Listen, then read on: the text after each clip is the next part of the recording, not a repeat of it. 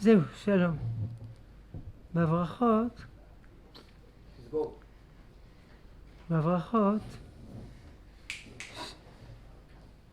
בברכות, שיעקב אבינו מברך את בניו, הוא מברך את זבולון. זבולון לחוף ימים ישכון, וירכתו על סידון. אמנם בספר יהושע, אחר חלוקת הארץ, רואים א', שלזבולון אין שום רצועת שטח על חוף הים, שהוא רחוק מאוד מהעיר סידון. מה הסיבה לשינוי? לצערנו, כשהגענו לארץ, לא הצלחנו לכבוש את כולה. הצלחנו לכבוש רק מקומות מבודדים. זה לא שכבשנו הכל חוץ לא כבשנו כלום חוץ השבטים היו להם מקומות מבודדים, התנחלויות כאלה,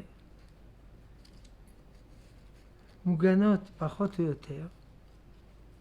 או יותר, כי רואים שלפעמים שבט אחד היה מותקף, ואז היו מבקשים מהשבטים האחרים לבוא לעזרתו. לפעמים היו באים, ולפעמים לא, מה אכפת להם? אורו מרוז, שירת דבורה, שלא באו לעזרת העם והגיבורים. לפלגות ראובן לא רצה לבוא. רוב יש שבטים קיבלו שבחים. כל שבט עמד לו חוד, עם הצבא הקטן שלו, עם הכלכלה שלו. אפילו לא היו רואים בעין טובה שהתחתנו בין שבט לשבט. ולכן לשבטים לא היה כל מה שמגיע להם. ככה זה נמשך 400 שנה. אין מלך בישראל, כל איש הישר בנביא יעשה. הייתה אנדרלמוסיה צבאית, מוסרית, רוחנית, פילגש בגבעה, פסל מיכה, נורא. עד שבא שאול, לא, שמשון, הוא יחל להושיע את ישראל. התחיל. אחר כך שאול, אחר כך דוד, הקים מלכות ישראל. הרבה זמן עבר עד דוד. הגאולה קימה. יש אומרים שהיום הגאולה קימה. זה לא נכון. הגאולה בימינו מאוד מאוד מהירה, יחסית למה שהיה בזמן יהושע בן נון. שלא לדבר על מה שהיה בזמן עזרא ונחמיה. ולכן קיבלנו רק חלק קטן ממה שמגיע לנו. וגם היום אנחנו רחוקים מהכל. ממה שנקרא בתורה ארץ ישראל השלמה. סבלנות. אבל גם המעט הזה שקיבל כל שבט ושבט, איזה נס לעומת גלות מצרים. איזה נס. כן. בכל זאת, כל הרצועת חוף כן נכבשה. רצועת חוף כן נכבשה. אז למה שתבנו לא יקבל? רצועת החוף לא נכבשה. היא הייתה בידי פלישתים. בני ברק, תל אביב, פתח תקווה, פלישתים. גאולה, קימה. ובזמן עזרא ונחמיה עוד יותר גרוע. היו שזלזלו בזה. אמרו זה גאולה, זה.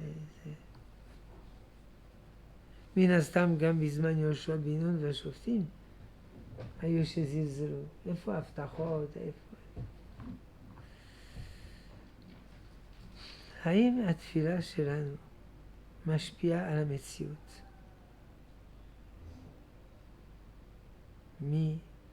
מכוח הבקשה שלנו מהקדוש ברוך הוא, או מהפעולה שהיא פועלת עלינו, ועל איזה דרכים אפשר להתפלל.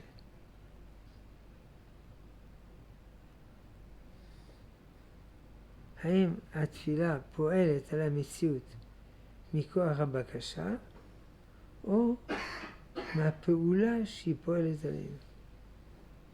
טוב, קודם כל,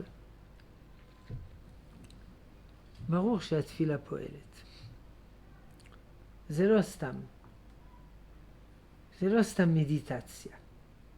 אתה רוצה לעשות מדיטציה, תעשה. יותר טוב לעשות חשבון נפש וזה. אבל התפילה פועלת.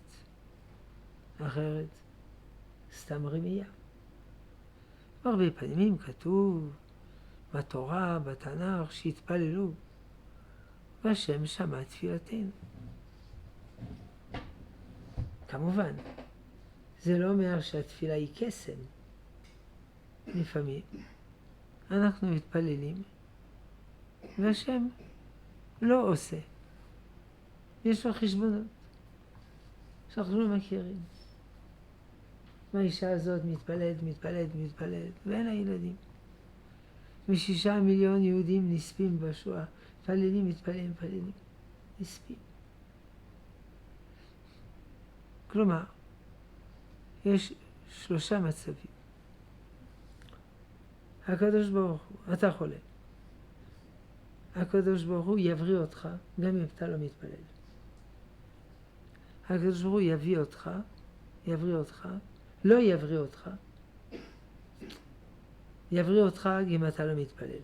לא יבריא אותך גם אם אתה מתפלל. אם אתה מתפלל יבריא, לא מתפלל לא יבריא.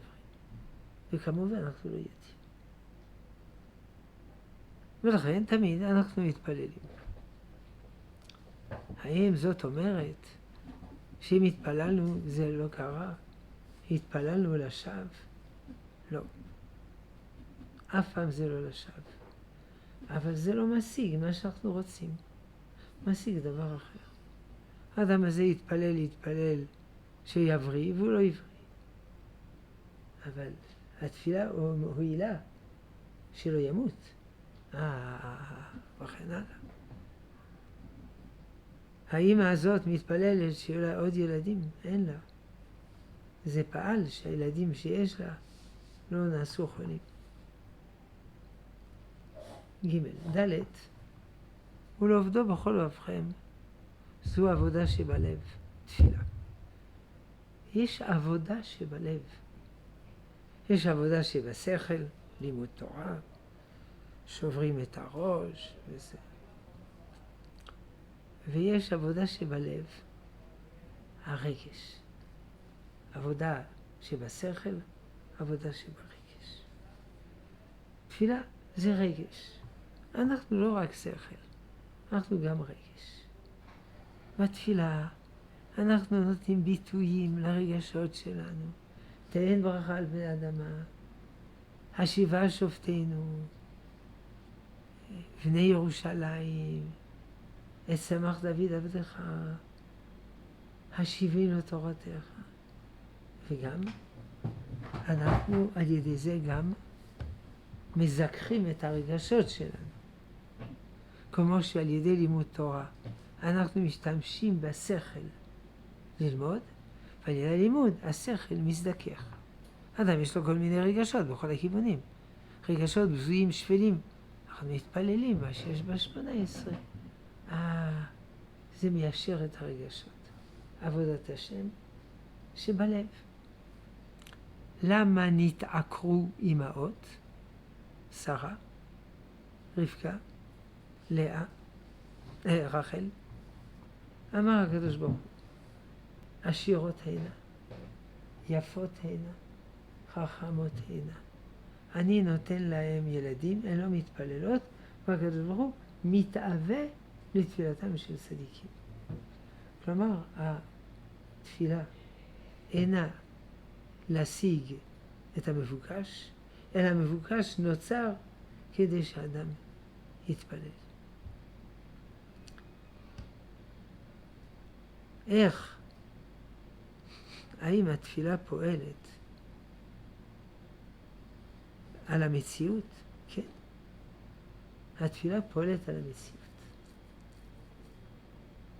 כמו שצדיק גוזר, והקדוש ברוך הוא מקיים, האדם לא צדיק קטן.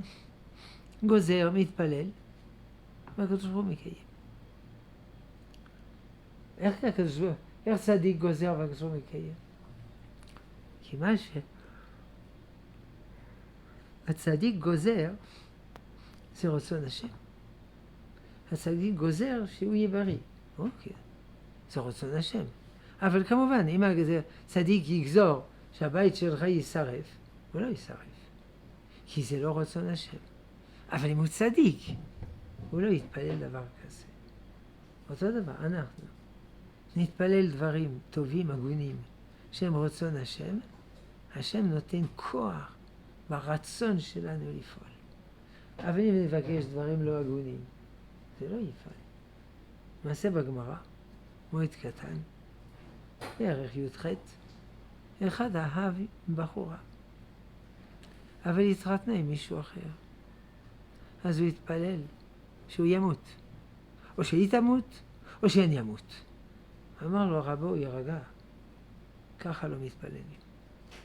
זה טוב בשביל טרגדיה של שייקספיר, אבל ככה לא מתפללים. אם אתה מתפלל דברים לא הגונים, התפילה לא פועלת. אם אתה מתפלל דברים הגונים, השם נותן לרצון שלך כוח לפעול במציאות. על כל פנים, כתוב בגמרא, 3 דברים מזכירים עוונותיו של אדם. ואחד מהם עיון תפילה.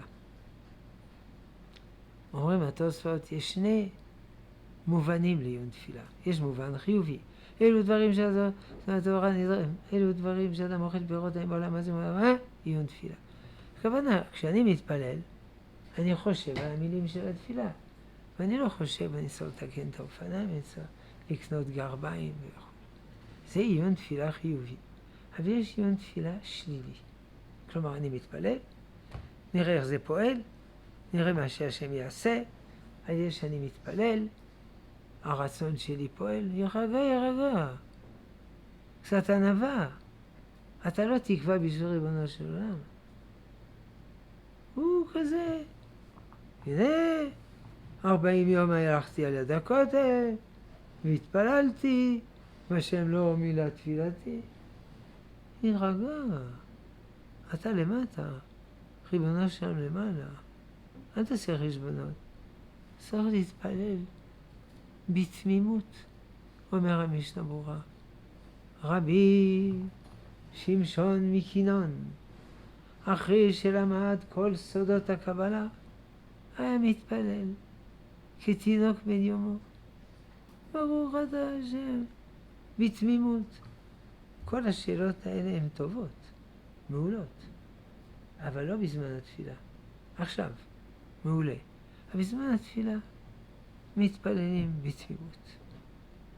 איך לימוד תורה מקיים את העולם? כי העולם זה לא כמו אדם. האדם הוא לא רק גוף, הוא נשמה. צריך מזון לגוף, מזון לנשמה. תורה, מצוות, קדושה, טהרה. אותו דבר העולם. העולם, יש לו גוף, כלכלה וביטחון, ארגון וסדר, יש לו נשמה, קדושה, טהרה, 7 מצוות בני נוח, יושר, אמת, וצריך לפרנס את הנשמה. אם אתה לא נותן לעם פרנסה רוחנית, מדרדר, נעלם, נמחק מעל במות ההיסטוריה. העמים עולים, עולים, עולים, יורדים, יורדים. למה הם יורדים? התרוקנו רוחנית. ולכן, צריך לימוד תורה. לימוד תורה זה עבודת השם שבשכל. זה עיסוק בדברים רוחניים, מוסריים, קדושתיים, משפטיים. וכמובן, ללמוד תורה ולקיים. ללמוד וללמד. לשמור ולעשות. ולקיים כל דברי תלמוד תחת. אם אדם לומד תורה והוא לא מקיים, זה לא לימוד תורה. מה זה? זה השכלה, ידענות, התעניינות, אבל זה לא מה שנקרא לימוד תורה. יבמות קופיות, עמוד ב', או קופיות א', קופיות. כל האומר אין לי אלא תורה, אפילו תורה אין לו. אני רק לומד תורה, אני לא מקיים. אבל אני לומד, זה מעניין. אז אני לא מבקש שכר על הקיום, אלא גם רק שכר על הלימוד. לא, גם על הלימוד לא תקבל שכר. זה לא נקרא ללמוד תורה. זה נקרא השכלה, ידע. לימוד תורה זה ללמוד על מנת לקיים. אחרי זה לא לימוד תורה. פעם, באוניברסיטת בר אילן, ישבו ראשי המחלקות ואמרו, אנחנו מוגדרים כאוניברסיטה דתית. מה אנחנו יכולים לעשות שהאוניברסיטה יהיה יותר יהדות? אמר ראש החוג לכימיה, יש הרעיון. כל פרופסור, כשהוא גומר את השיעור, 2-3 דקות. מה אנחנו יכולים להשתמש בזה לעבודת השם? בכימיה, בפיזיקה, לא יודע. אמר ראש החוג למחשבה יהודית, לא, בשום פנים ואופן. פה זה לא ישיבה, פה זה אוניברסיטה. הבנת? אוניברסיטה, הוא לא נוקט עמדה. הוא קורא דברים. הוא לא מעורב. He's not involved. בגמרא בברכות מסופר על אוג מלך הבשן, שהיה עצום בגודלו. וכן משה רבינו, האם באמת זה היה גובהו? ואם לא, מה זה בא ללמד? זה לא אותו דבר. משה רבינו היה גבוה. כמה היה גבוה? 10 אמות. כמה זה 10 אמות? 5 מטר. היום אין לנו אנשים 5 מטר. 1.50 מטר, 2.50 מטר, 2.60 מטר. אין 5 מטר. אבל יכול להיות. אוג, זה ודאי משל. מהר"ל מפראג, זה משל. כלומר שהיה דמות ענקית גדולה, נשגבה, אדיר, ארוך, חזקה. ובכל זאת, חיסלנו אותה. ומה עם משה רבינו? גם יכול להיות שזה משל. ערים בצורות עד לב השמיים. יכול להיות. לא. זה משל. אמרתי לך כבר 1,000,000 פעמים לא להגזים. בדיחה ידועה. זה משל. ארץ ישראל מרכז כדור הארץ. כדור הארץ הוא עגול. כל מקום הוא מרכז כדור הארץ.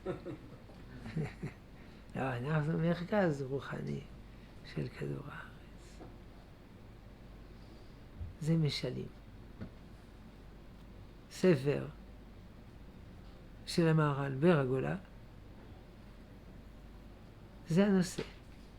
דברים שחז"ל אמרו, זה לא נראה סביר. הוא אומר, זה משל. הוא מסביר מה הנמשל.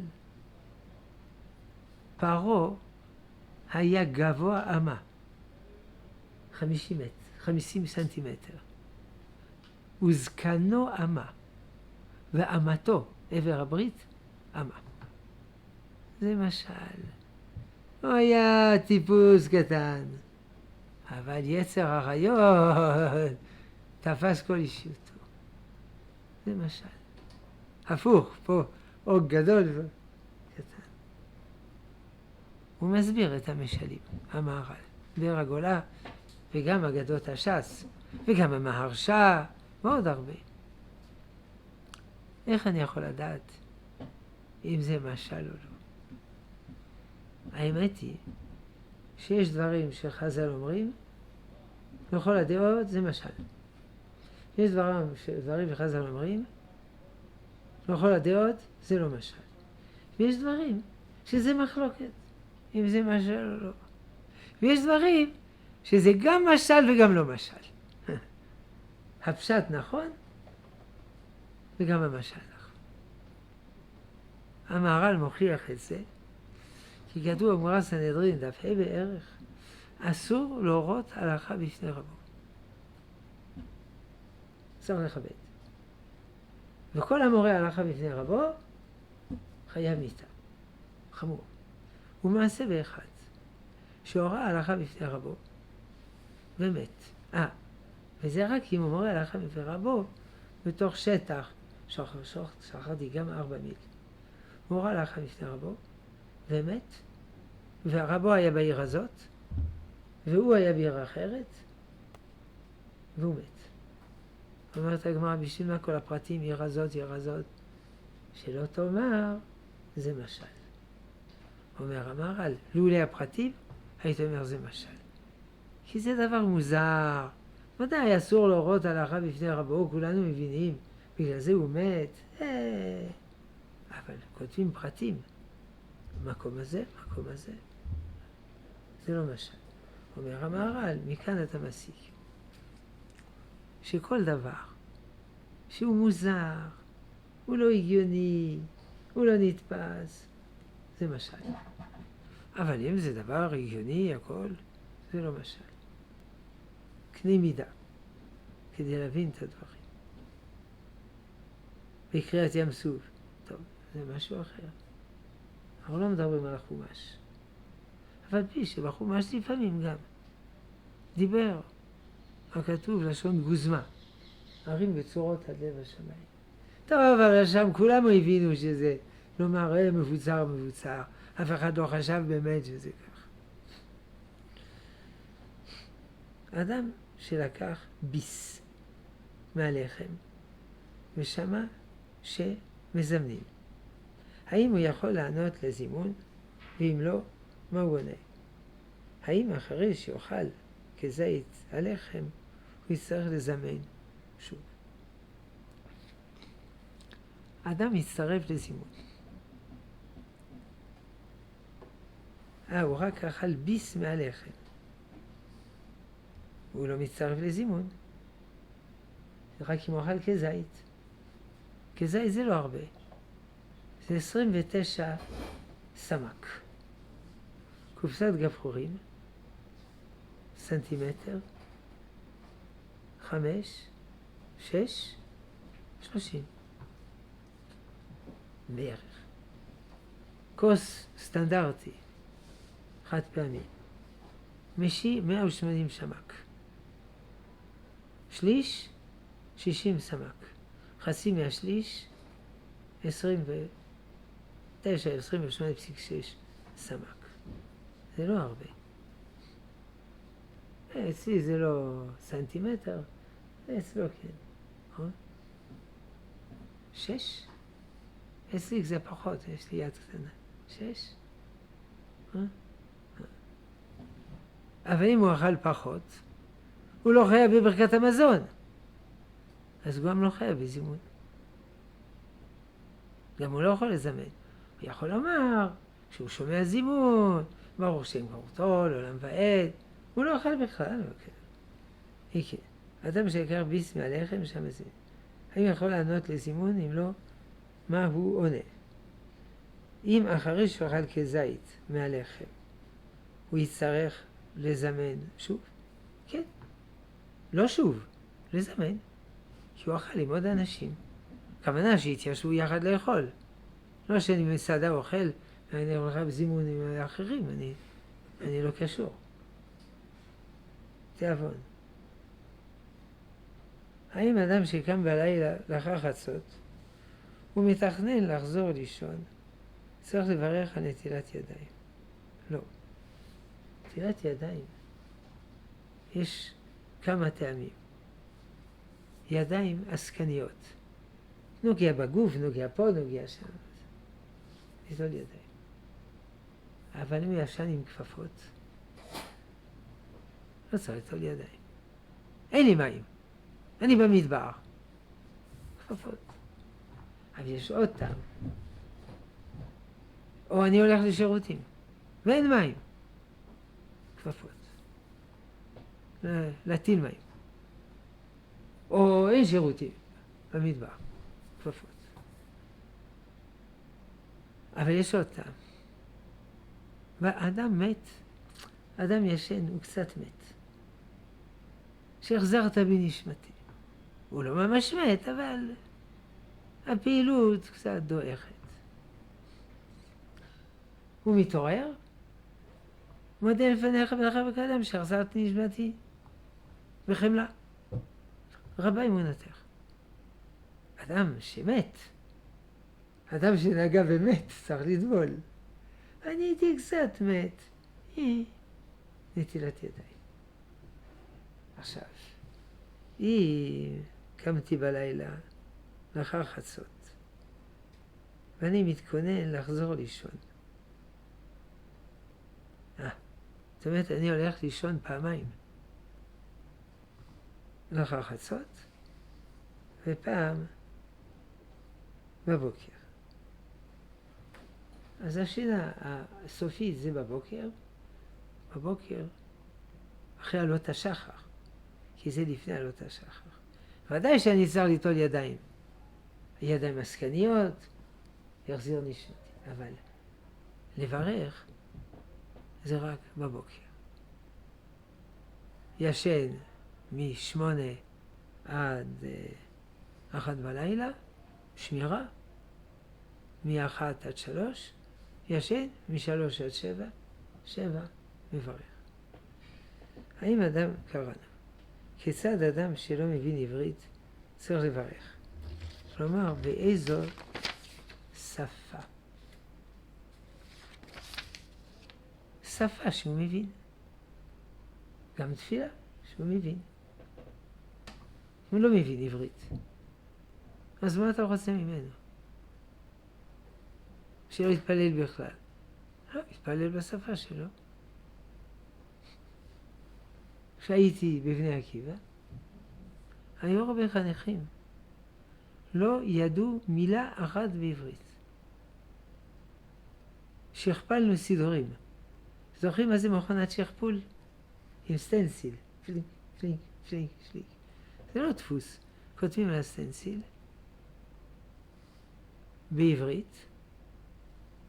בהגייה לועזית בעברית. מבינים? אותיות לועזיות. בתרגום. לא לועזית. הוא לא מבין עברית. עם הזמן הוא ידע עברית, ברוך השם, חמוד, אבל בינתיים לא. אז הוא מתפלל בלועזית. בנימין ראיה, בגמרא. בנימין הרואה. בריך רחמנה דהי פיתה. ברוך הרחמן, בעל הבית, של היי זאת פיתה. של הלחם הזה. ככה הוא בירך. בריך רחמנה דהי פיתה. או ליתר דיוק, בריך רחמנה אלהה דעלמא, כי צריך לומר ברוך אתה השם מלך העולם. היי פיתה. וזה הכל. בשפה שלו. לאט לאט ילמד בעשה. הרפורמי בגרמניה נתפלל בגרמנית. זה לא. זה בשביל מסכן שלא יודע עברית. הוא יוצא דופן. אבל עכשיו נתפלל בגרמנית. כאילו מי שגם יודע עברית. מה? מי שכבר יודע עברית. יודע עברית. וגם מדובר לכלל. אדם פרטי, אין בעיה. העברית. זה כדי להידמות לגויים.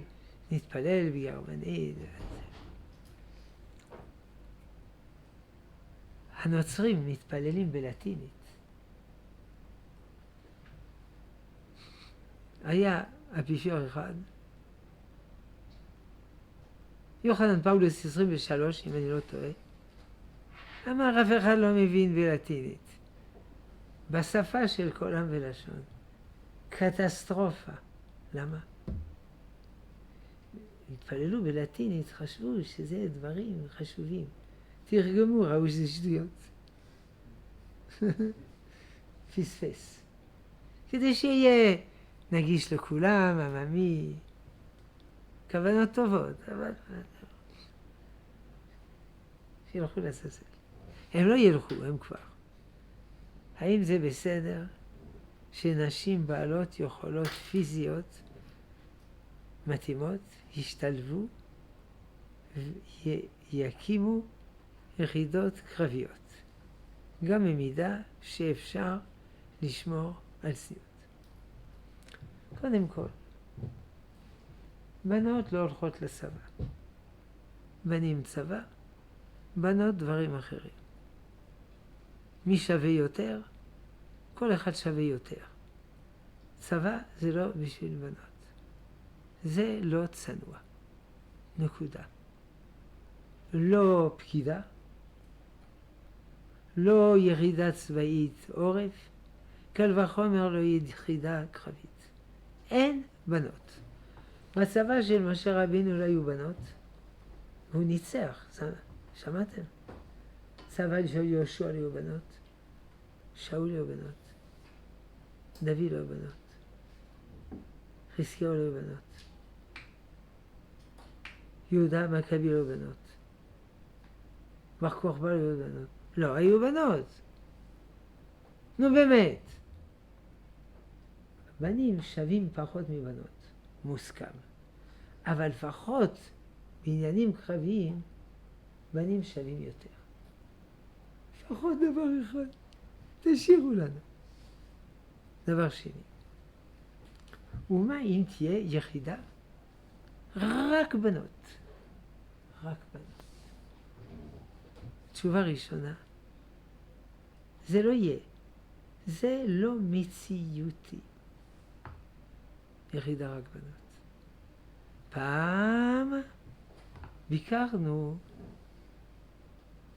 על יד בית ספר לצניחה, יש בניין ענק, מקפלים מצנחים. מרום. מה? מרום. מרום זה נקרא קיפול מצנחים. כן, זה תחת מרום. מה זה פירוש המילה מרום? ככה קוראים ליחידה. יחידה מרום. ביקרנו. הכל בנות. מקפלות מצנחים הבוקר עד הערב. עבודה מאוד קשה. זה כבד מצנח. ומאוד מדויקת. ומאוד אחראית. אם היא טועה, זה לא נפתח. כל חיילת שמה פתק עם השם שלה. אבל היה רס"ר אחד מגעיל שנגע בהם. מי צריך אותו? מי צריך? אבל ככה עובדה. אין בצה"ל יחידת בנות נקייה. אין. ואז יודעים מה זה הטרדה מינית. כמה נשים במדינת ישראל עברו הטרדה מינית. הטרדה מינית זה אונס, נגיעה, נשיקה בעל כורחה, אפילו חמודה זה הטרדה מינית. 1 מתוך 3. כמה בצה"ל?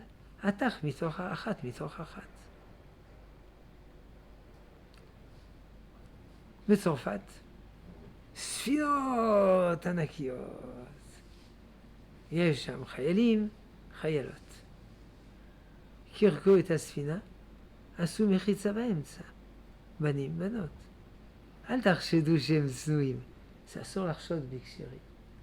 אבל זה מפריע. כי החייל רואה חיילת, זה מעניין אותו יותר מהצבא. וזה לא קשה להבין. אי אפשר ככה להילחם. עכשיו, יכולות פיזיות מתאימות. אלה יוצאות דופן, והן ניזוקות. הן יוצאות מהצבא עם פגיעות. פגיעות ברחם, לא יכולות ללדת, פגיעות בעמוד השדרה.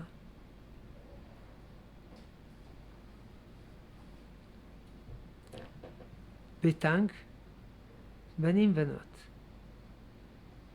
המון זמן, צריך שירותים. מה הבעיה? הבן, שקית שירותים.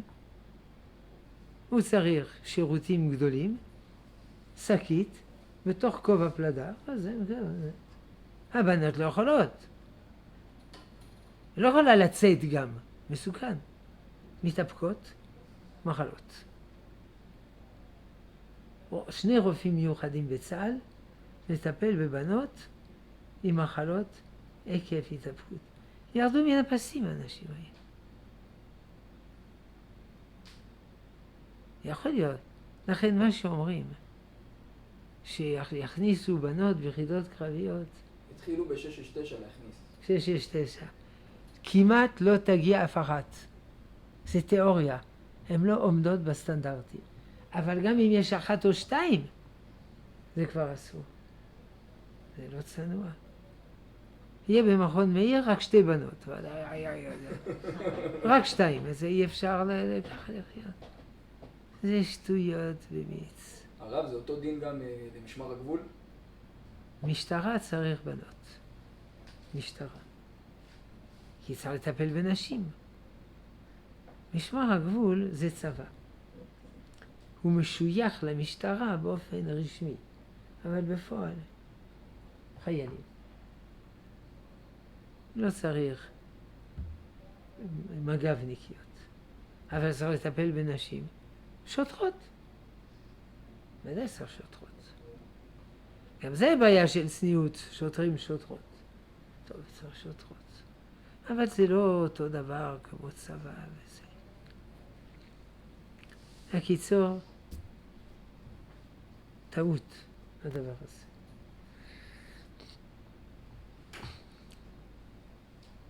יש אגדות יווניות, האמזונות, נשים קרביות. כל הנשים, כל הצבא זה נשים. קרביות, חזקות. ומה עם הגברים? הגברים מגהצים, תופרים ועושים דברים כאלה, מבשלים.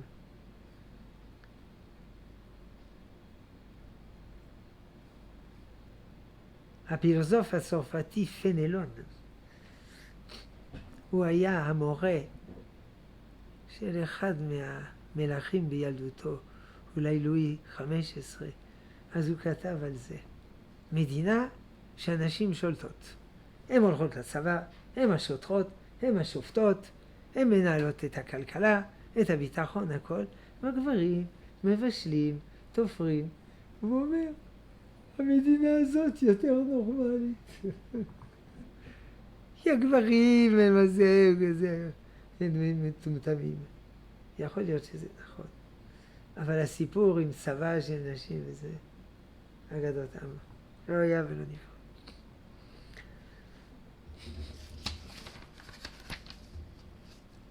אומרים, יש בנות בצה"ל שיודעות להפעיל, איך קוראים לזה?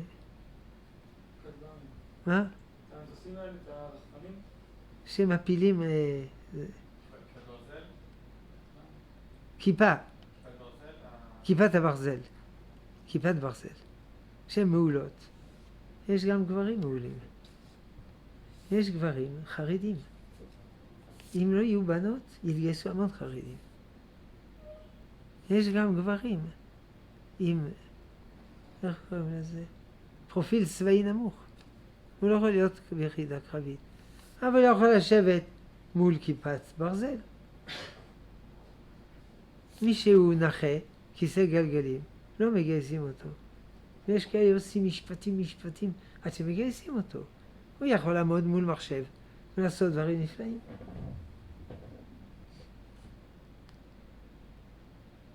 כועסים שהחרדים לא מתגייסים, איך הוא יכול להתגייס? ארגוני אנשים אומרים, אנחנו נגד גיוס חרדים, כי אחרת לא יהיו שם בנות. הבנתם איך ירדו מהפסים? איך אדם יכול לבחור מקצוע בחיים? 3 אמות מידה. כישרון. אם אין לו כישרון, לא יעיל. נטייה, הוא אוהב את זה. אם הוא לא אוהב, לא יעשה עבודה. צורך. צריכים את המקצוע הזה. צריכים נגרים, כן. צריכים פרופסור להיסטוריה של המוזיקה היפנית? לא. אבל יש לי כישרון, אבל לא תמצא עבודה. צריך לדעת מה צריך בשוק. אדם הולך, מרכז להכוונה מקצועית, מדברים איתו. בודקים מה הכישרון שלו, מה הנטייה שלו, ומכירים את השוק. אגב, יש לך כסף לאוניברסיטה 5 שנים? לא. יש לך כסף ללמוד כמה זמן? 0. קורס חינם. צריכים נטייה, כישרון. אלה אמות המידה. כמובן, לפעמים יש מסירות נפש. אנשים עלו מחוץ לארץ, ופרופסור לפיזיקה, ופה הוא עבד את האדמה. זה משהו אחר. מסירות נפש. איך יכול למצוא את השליחות והייעוד שלו בעולם? הוא לא יכול. לפעמים כן. אני רוצה להיות רופא.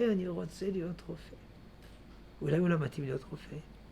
לא, אבל יש לו נטייה, כישרון וזה. בסדר, זה השליחות. אבל אדם, זה מתבשל במשך הזמן. לפעמים הוא כבר החליט מהי המקצוע שלו. אני אהיה מורה לתורה. יש קויה. אני אהיה מורה למתמטיקה. אני אהיה רופא, אני אהיה סנדר, אני אהיה קצין, יכול להיות. ולפעמים זה מתבשל עם הזמן. אבל צריך להבין שהשליחות זה לא רק המקצוע, השליחות. שליחות להיות אימא.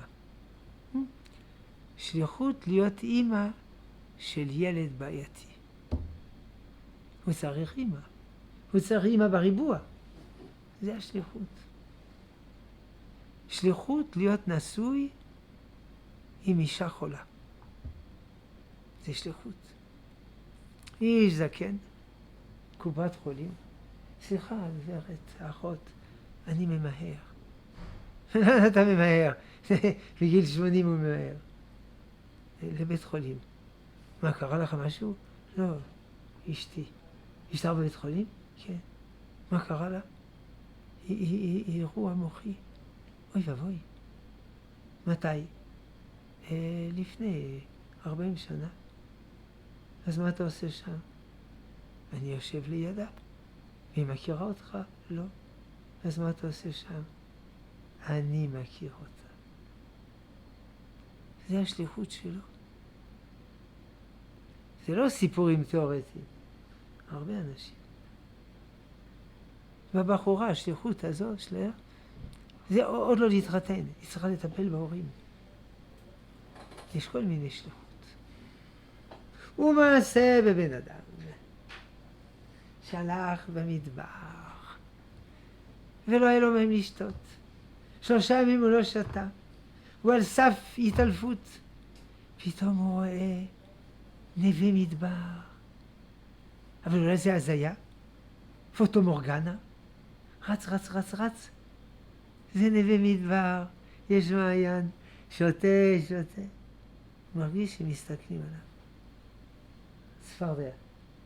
אפשר לדעת מה אתה מסתכל עליי, צפרדע? רוצה את התמונה שלי? אומר הצפרדע.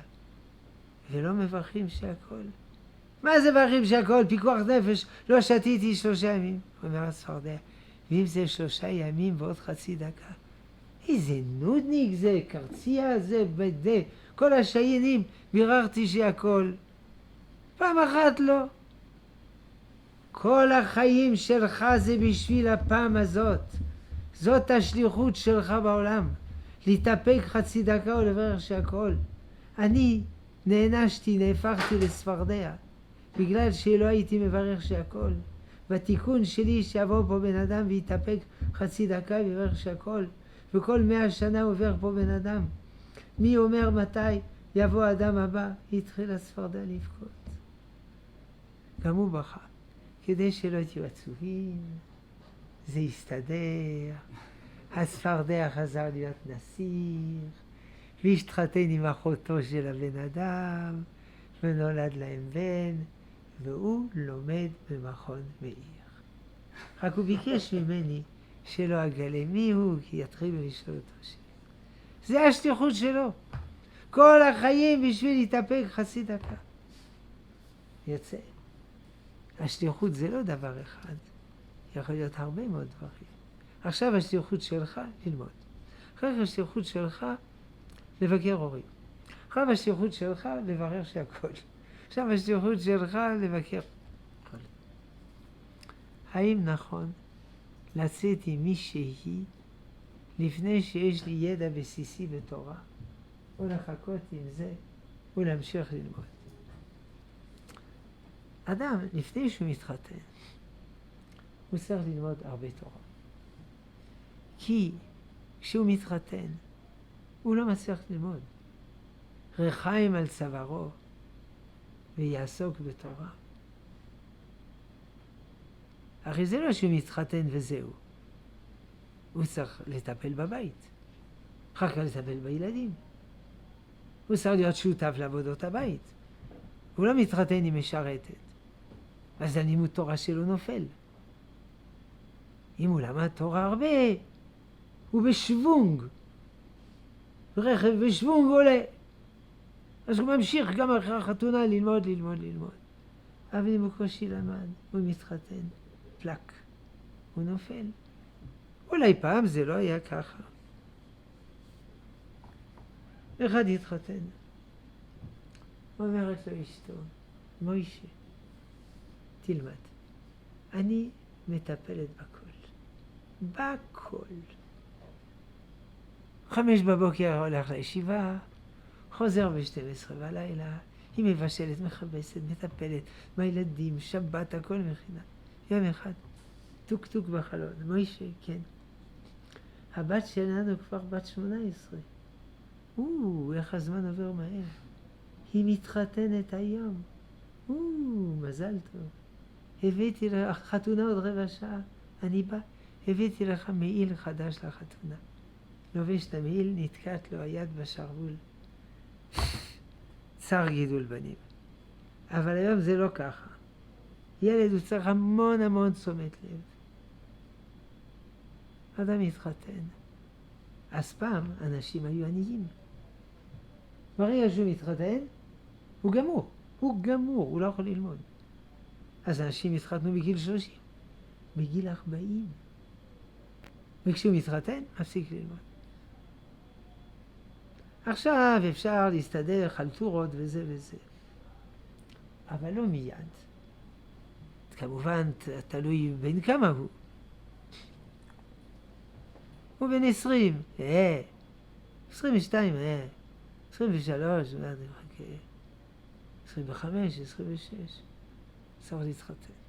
אבל אני בן 25 ועכשיו הגעתי למכון מאיר. טוב, נו, תתאמץ, תמסור את הנפש. אלה חשבונות מאוד אישיים. מתי להתחתן?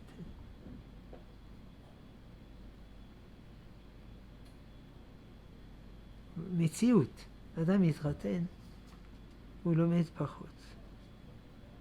זה לא רבי שמעון בר יוחאי, היה לו חברותא התחתן, 7 ימים, הוא לא למד. חזר לרבי שמעון בר יוחאי, בינתיים הוא התקדם. כל החיים ניסה להדביק את 7 ימים, לא הצליח. כי רבי שמעון בר יוחאי למדן עשו. טוב. היום זה לא ככה. איך נכון לחלק את הלימוד למי שחזר בתשובה ואין לו רקע תורני? האם ישנם ספרים ספציפיים שמומלץ ללמוד? זה אישי. וכדברי גאון אחד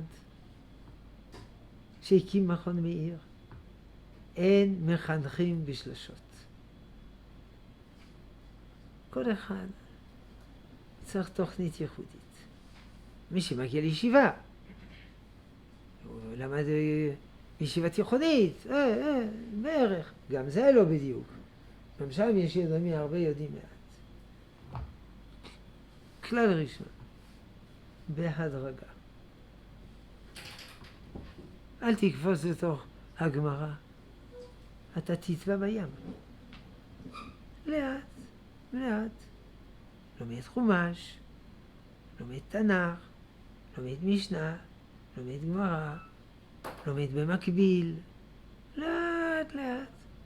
לומד גמרא, שמח, נהנה, ליבו חפץ, אז ממשיך ללמוד. אבל אם זה לא לזרע, הוא עוזב, הוא הולך. בהדרגה, לא דחוף. אני מכיר כאלה שהתחילו ללמוד בגיל 25. ויצאו תלמידי חכמים גדולים. 30, 35. אני מכיר אפילו אחד, התחיל בגיל 40. מכירים אותו? רבי עקיבא. רבן גמליאל. רבי אליעזר. 40 שנה עם הארץ, 40 שנה למד, 40 שנה לימד. אפשר גם בגיל הזה.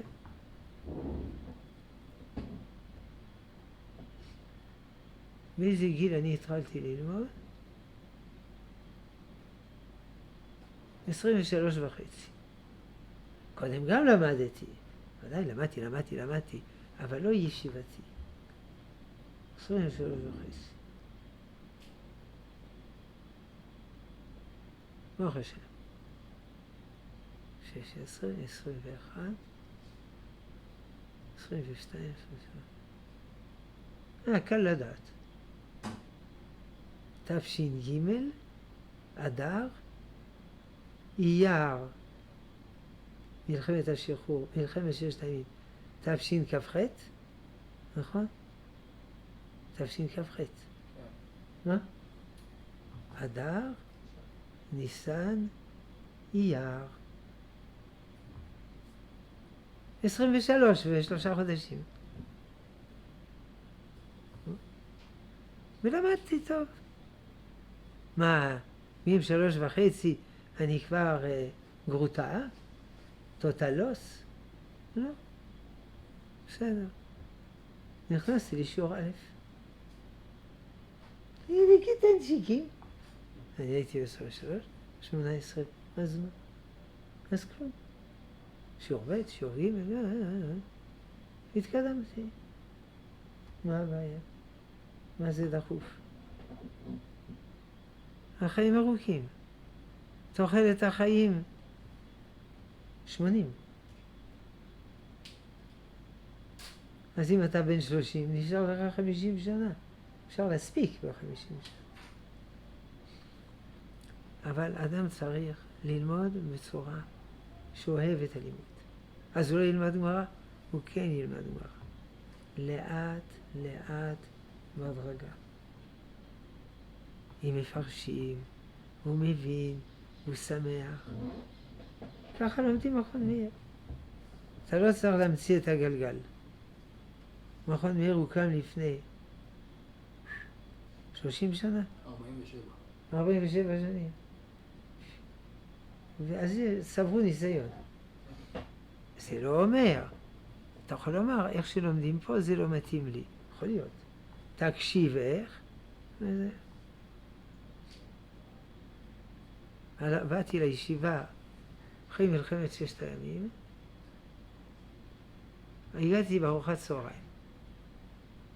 לא בגלל שאני אוהב לאכול, אלא כי השתחררתי מהצבא. בבוקר הגעתי בצהריים. הדבר הראשון בישיבה, אכלתי. היו שולחנות קטנים של 4 חבר'ה. 3 אברכים, רציניים, אני קטנצ'יק כזה. איזה טירון. אמר אברך הזה ממול, מסביר לו משהו, הוא אומר אברך ממול, לא רוצה לשמוע. אבל תגיד, לא רוצה לשמוע לשון הרע. אבל אתה לא תכריח אותי לשמוע לשון הרע. אבל לא בשקט באהבה, לא תכריח אותי ללמוד לשון הרע. זה היה השיעור הראשון שלי. ואתם יודעים איזה אברך שלא רצה לשמוע לשון הרע? הרב ביגון. הרב ביגון. כמה פעמים דיברתי היום על הרב ביגון? היום? כן. פעם אחת. לא, גם קודם דיברתי. נכון, פעמיים. נכון. חייבים 3 פעמים לצאת ידי חובה. כן, זה לא... אפשר להתחיל בגיל מבוגר ולצאת תלמיד חכם ענק. רם אחד בישיבת עטרת כהנים, בעל תשובה. היה חילוני המון שנים. עשה תשובה. רם שני, בעל תשובה. ובסוף הוא נעשה רב ראשי לצה"ל. והרם הזה בסוף נעשה ראש ישיבה. וחילונים. הרב קרים בעל תשובה? מה? הרב קרים בעל תשובה? לא, הרב קרים הוא לא בעל תשובה. הרב, לא זה לא קרים, זה קרים. הרב אביחי רונסקי הוא בעל תשובה. היה קצין בצה"ל וזה חילוני. הרב קרים זה משהו אחר. הוא היה מפקד, לא יודע מה, סיירת מטכ"ל או סיירת גולני, משהו איזה. שנה רוצה ללמוד. אתה בא עם הארץ ללמוד בישיבה. אחרי שנה הוא אומר לי, אני רוצה ללמוד עוד שנה. אמרתי, הרי זה לא הולך. פה אתה תלמיד פשוט. שם אתה קצין גבוה. יותר חשוב. הוא אמר, ואם אני אהיה קצין גבוה בתורה, אז אתה יכול ללמוד. ונעשה קצין גבוה בתורה. נעשה רם במכינה, ראש המכינה, ואחר כך רב ראשי לצה"ל. הוא תלמיד חכם גדול. אז הוא גם התחיל בגיל מבוגר. הוא לא בעל תשובה. זה חייל פשוט. וזה התאהב בתורה. יש הרבה כאלה. ויש להפך. למדן גדול וזה וזה ולא עושים ממנו כלום. כי הוא לא שוקד בתורה, הוא לא מאוהב בתורה. מבריק, אחרי כמה שנים עוזב את הישיבה. הוא עושה דברים אחרים טובים מאוד, יפה וזה, אבל הוא לא נעשה את המזרח.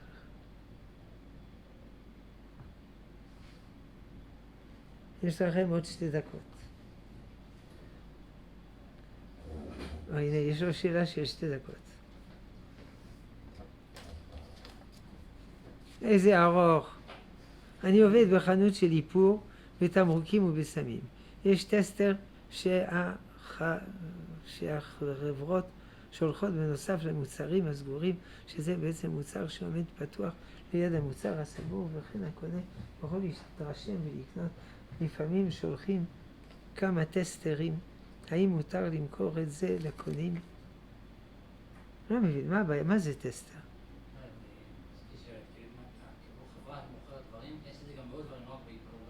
אם אתה קונה מוצר, אתה מקבל מתנה טסטר. לא, כי הם מביאים להם מחנות, טסטרים, כדי שבן אדם רוצה להריח, אדם רוצה להריח. טסטר זה הכוונה, אתה יכול להריח מהבקבוק. הם מקבלים את זה בחינם. מי? החנות מקבלים את זה בחינם, כדי שהם יוכלו למכור, כדי שהם יוכלו לאנשים להריח. הבנתי, זה הטסטר להריח. לפעמים אחרי קשנר שאומרת לה למכור את זה בזול, האם מותר לה למכור או לא, כאילו, איך זה עובד? האם מותר? אסור למכור את זה לקונים. כי זה גניבת דעת. החברה נותנת את הטסטרים כדי שהקונים יריחו ויקנו. זאת המטרה.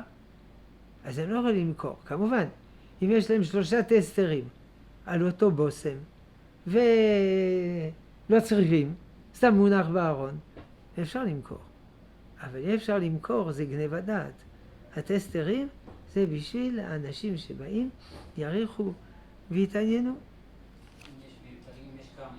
אם יש באמת מיותרים, כמובן, אם יש מיותר אחרי שהנחנו אחד ליד המוצר הסגור, אז מותר. האם יש הבדל אם אני מוכרת את זה או קונה את זה? לא. אם מותר למכור, מותר לקנות. אם אסור למכור, אסור לקנות.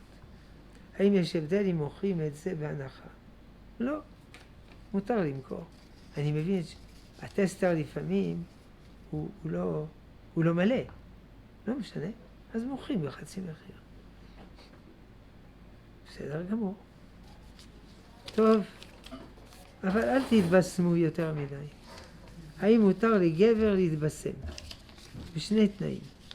א', שהוא לא שם הרבה בושם, רק טיפה, או ב', א', שזה בושם גברי, לא בושם נשי. אבל אם יש לו ריח רע, והוא שם, איך קוראים לזה נגד ריח רע? דאודורנט. זה מצווה גדולה. צריך גם להתקלח, אבל גם אם הוא יתקלח לפעמים יש ריח רע, הוא לא אשם. צריך לשים דאודורנט. אפשר לשים דאודורנט בשבת, ב-17 בתמוז, אפילו בתשעה באב. בתשעה באב אסור לסוך, אבל אם עושה פשט פשט, וזה לא סך ויכול עם דאודורנט. הבנתם מה שאני אומרת? תודה רבה.